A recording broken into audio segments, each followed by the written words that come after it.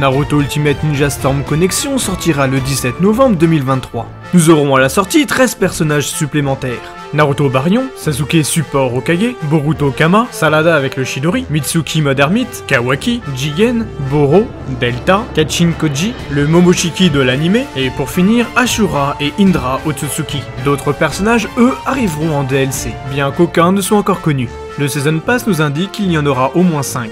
On peut penser à Boroshiki, Ishiki, Code ou Boruto de Blue Vortex. Ces nouveaux personnages, en plus de leurs techniques secrètes, apportent également de nouvelles techniques secrètes combinées. Tous les personnages du jeu, en plus de leurs différentes tenues, auront également 3 coloris différents par tenue. Les tenues pourront également être modifiées avec plusieurs objets, tels que des lunettes ou des oreilles de chat. Au niveau du gameplay, les personnages n'auront plus un, mais 2 jutsu. Le premier se lancera avec triangle rond et le deuxième avec triangle carré. Malheureusement, cela enlève les kunai et shuriken chargés de chakra, mais en plus de cela, le nouveau jutsu est en réalité l'incliné des anciens personnages, qui cette fois utilisent du chakra, l'incliné n'existant plus dans le système de combat. Certaines actions seront simplifiées et tous programmés dans une seule touche. Les objets seront illimités, mais devront être rechargés pour être réutilisés. Les soutiens n'ont plus 2 étapes de chargement, mais qu'une. Les contres ne repoussent plus l'adversaire, mais vous permettent de l'attaquer directement, cette fois-ci sans perte de chakra. Le dash fonctionne avec plus de cas, comme par exemple après avoir envoyé un parchemin explosif sur l'adversaire. Autre différence, au début de chaque round, les 2 adversaires récupèrent tout leur PV et tout leur chakra.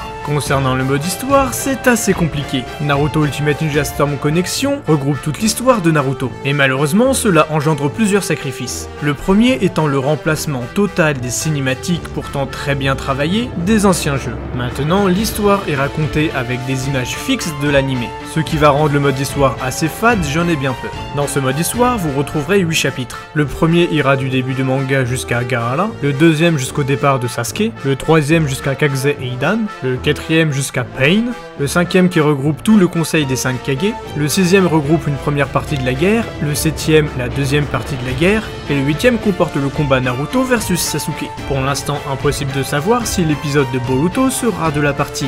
À la fin du combat, vous pouvez ajouter une réaction suite à l'épisode que vous venez de jouer, pour ensuite le comparer avec les autres joueurs. À chaque fin de combat, vos personnages obtiendront des points d'expérience, leur permettant de monter de niveau et de faire de votre joueur favori le plus puissant. Le mode histoire principal du jeu sera lui centré sur Boruto, et sera une histoire 100% originale du jeu, avec des nouveaux personnages et un Naruto maléfique. Ce mode histoire créera une 5e grande guerre, avec des cinématiques dignes des anciens jeux, et non pas des diaporamas. Bien évidemment, le jeu sera remasterisé au maximum, aussi bien sur les modèles 3D que sur les expressions. Le jeu sortira sur PlayStation 5, Xbox Series X, PC, mais également sur PlayStation 4, Xbox One et la Switch, ce qui limitera les améliorations techniques. Le jeu possédera également une encyclopédie de tous les personnages, à voir à quel point celle-ci sera complète. Pour finir, de notre côté, la grosse nouveauté du jeu est sa VF, qui reprendra la voix des personnages de l'anime. C'est une première pour un Ultimate Ninja, mais pas pour la licence Naruto dans les jeux vidéo.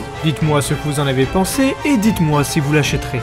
Sur ce, je vous dis à la prochaine. Salut!